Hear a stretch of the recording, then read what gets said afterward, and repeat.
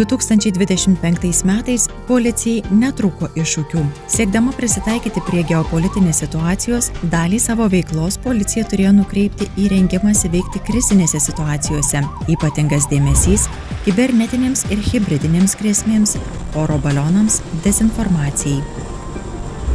Dėl daugiamilijoninių gyventojų patiriamų nuostolių daug dėmesio skirta sukčiavimų tyrimui ir prevencijai. Kita itin svarbi darbo kryptis – narkotikų platinimo užkardymas. Daugiau švietėjiškos ir prevencinės veiklos mokyklose, didesnis pradėtų ikiteisminių tyrimų skaičius. Su Vilniaus miesto savivaldybe pradėtas pilotinis projektas – į tam tikrus įvykius reaguoti dronais. Iš viso per 2025 metus šalyje registruota mažiau nusikalstamų veikų nei metais anksčiau. Didėjo ir ištyrimo procentas.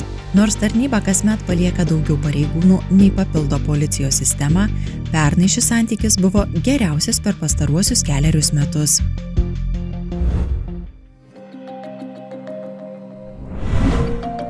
Augant elektroninių sukčiavimų skaičiui ir sukčių padaromai žalai, ypatingas dėmesys sutelktas į šio pobūdžio nusikalstamų veikų ištyrimą ir užkardymą. Pasirašytas memorandumas elektroninių sukčiavimų užkardymui. Viešasis ir privatus sektorius suvienijo savo technologinius ir ekspertinius pajėgumus, siekdami operatyviai realiu laiku reaguoti į vykdomus sukčiavimus ir imtis atitinkamų veiksmų, blokuoti internetinės nuorodas, sukčių žinutes ar skambučius, grąžinti pervestus pinigus. Socialinių tinklų vartotojai tampa vis labiau pažeidžiami sukčiavimo schemų, kurioms reikalingi dideli kiekiai SIM kortelių ir specializuota įranga. Pavyzdžiui, SIM spiečiai – daug skirtingų mobiliojo ryšio SIM kortelių naudojantys įrenginiai, kurie gali automatizuotai priimti arba siųsti skambučius bei žinutes, taip apeinant įprastus numerių patvirtinimo mechanizmus. Toks tinklas leidžia sukčiams kurti tūkstančius netikrų paskyrų ir naudoti jas nusikalstamoms veikoms, tokioms kaip investicinis ir romantinis sukčiavimas, melagingi pranešimai apie pavojų, dezinformacija. Pernai šalyje surengtos kelios operacijos, per kurias išimta apie 120 000 SIM kortelių, 100 SIM spiečių ir kita įranga skirta daryti nusikalstamas veikas. Tarptautinės operacijos metu išardyta didelio masto telefoninių sukčių grupuotė Ukrainoje, padariusi virš 10 milijonų eurų žalos asmenims Europos šalyse, įskaitant ir Lietuvą. Sukčiai apsimesdami banko darbuotojais ar policijos pareigūnais užvaldydavo nukentėjusiųjų turtą. Lietuvos, Latvijos, Čekijos ir Ukrainos bendri veiksmai leido atskleisti visą sukčių tinklo infrastruktūrą. Klausau? LRT pradėjo visuomenės informavimo kompaniją prieš sukčius Padėk ragelį. Vaizdo klipai skirti padėti gyventojams atpažinti dažniausiai pasitaikančias apgaules. Akcentuojama, kad sukčiai ypač taikosi į žmonių emocijas, skubina, gąsdina. Todėl sulaukus tokio skambučio vertėtų nutraukti pokalbį. Padėk ragelį – tai paprastas, bet labai efektyvus patarimas gyventojams, kaip išvengti sukčių pinklių.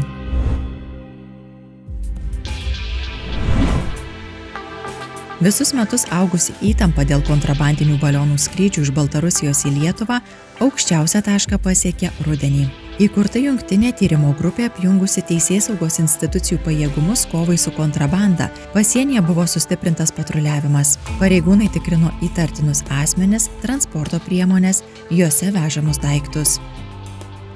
Lietuvos kriminalinės policijos biuro pareigūnai įvykdė plataus masto operaciją, kurios metu sulaikė per 20 asmenų įtariant nusikalstamo susivienijimo vykdytą kontrabandą meteorologiniais balionais ir padėjimu kitai valstybei veikti prieš Lietuvą. Išimta cigarečių su baltarusiškomis banderolėmis, SIM kortelės, sekimo, ryšio įrangos blokatoriai, šaunamieji ginklai. Areštuoto turto vertė viršija 700 000 eurų. Kova su kontrabandininkais aktyviai tęsiama ir šiemet. Smūgis suduotas ir cigarečių klastotojams. Kaune išaiškintas pogrindinis cigarečių gamybos fabrikas. Susivienijimo nariai pagamino 1,7 milijono cigarečių pakelių. Jų vertė siekia daugiau kaip 28 milijonus eurų. Įtariamieji naudojosi galingą cigarečių gamybos ir pakavimo liniją, kurios pajėgumas siekia iki 3000 cigarečių per minutę.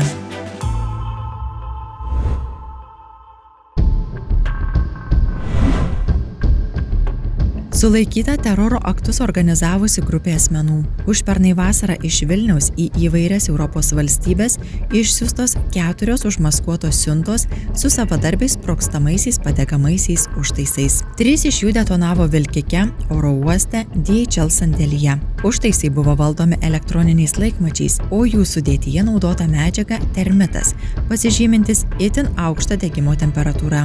Nusikaltimus organizavo ir jų įgyvendinimą koordinavo Rusijos federacijos piliečiai, siejami ir turintys ryšių su Rusijos federacijos karinėmis žvalgybos tarnybomis.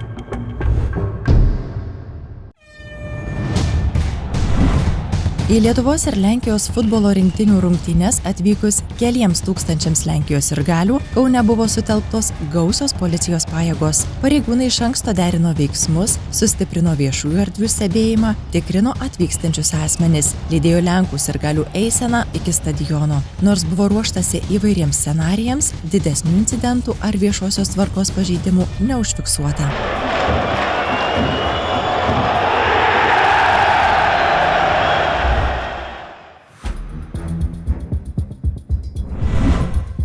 Vykdant Europos arešto orderį į Lietuvą parskraidintas Sergejus Beglikas. Praėjusį 10-metį jis organizavo nusikalstamą susivienijimą, kuris platindamas narkotikus visoje Europoje gavo beveik 700 milijonų eurų pelną. Ispanijoje sulaikytas Beglikas buvo paleistas už 15 000 eurų užstatą, bet 2024-aisiais pareigūnams išaiškinus sudėtingą šifruotos komunikacijos platformą Matrix, jis įkliuvo dar kartą. Perimti susirašinėjimai ir šifruoti pranešimai atskleidė sunkių ir labai sunkių nusikaltimų organizavimą ir vykdymą, tarptautinę prekybą narkotikais, prekybą ginklais, pinigų plovimą. Lietuvos kriminalinės policijos biuras kartu su Ispanų nacionalinės policijos pareigūnais sulaikė daugelį metų ES šalyse aktyviai veikusią vienos pavojingiausių šiuolaikinių nusikalstamų grupuočių narius. Pagrindinė grupuotės specializacija – didelio masto narkotikų kontrabanda ir platinimas, pasitelkiant vandens, sausumos ir oro transportą. Nuo šiol galima daugiau sužinoti apie sudėtingiausius naujausių laikų Lietuvos kriminalinės policijos tyrimus. Dokumentinis filmų ciklas Sekliai – tai galimybė visuomeniai iš arčiau pažinti nematomą, bet reikšmingą kriminalinės policijos darbą. LRT pernai ir šiemet parodė 12 serialo serijų. Sekliai. Pasirašyta Lietuvos policijos šakos kolektyvinė sutartis tarp policijos departamento ir profesinių sąjungų, kuria nustatytos papildomos socialinės ir finansinės garantijos policijos darbuotojams. Sutartis numato skatinimą už ilgametį darbą, galimybės gauti papildomas mokamas atostogas, poilsio dieną šeimos ar sveikatos reikmėms, kvalifikacijos tobulinimo finansavimą. Darbuotojams taip pat taikomos garantijos išmokų išeinant į pensiją ir reabilitacinių atostogų. Papildomos naudos numatytos profesinių sąjungų nariams. Prezidentūroje apdovanoti 2025 metų nacionalinio judumo iššūkio nugalėtojai. Pernai šiame iššūkyje dalyvavo beveik 118 000 žmonių, kurie per 2 mėnesius kartu nuėjo daugiau kaip 51 milijardą žingsnių. Viešųjų ir nevyriausybinių organizacijų iššūkyje nugalėtoja tapo Lietuvos policijos bendruomenė. Tai įrodo, kad policijos bendruomenė yra aktyvi, vieninga ir rodo pavyzdį sveiko gyvenimo būdo srityje. Iššūkio nugalėtojais Lietuvos policijos bendruomenė tapo ir užpernai. Didžiausia pernai pasiekta visos policijos pergalė – teisme nuskambėjęs nuosprendis policininko Dariaus Šerpyčio byloje.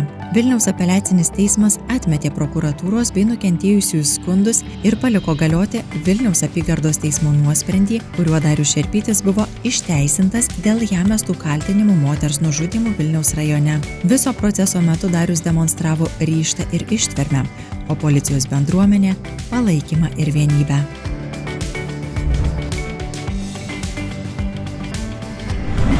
Tokioje didelėje organizacijoje kaip Lietuvos policija svarbiausia yra ne struktūros ar procedūros.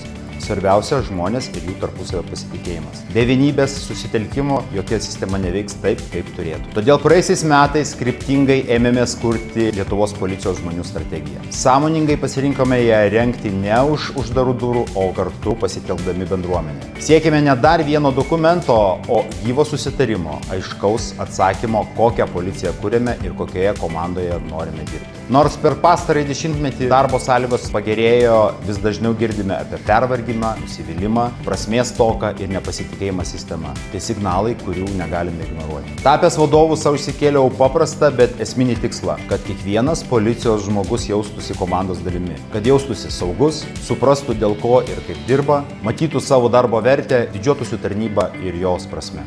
Nepaisant iššūkių, kryptis aiški - stipresnė, labiau susitelkusi ir savo žmones vertinanti policija.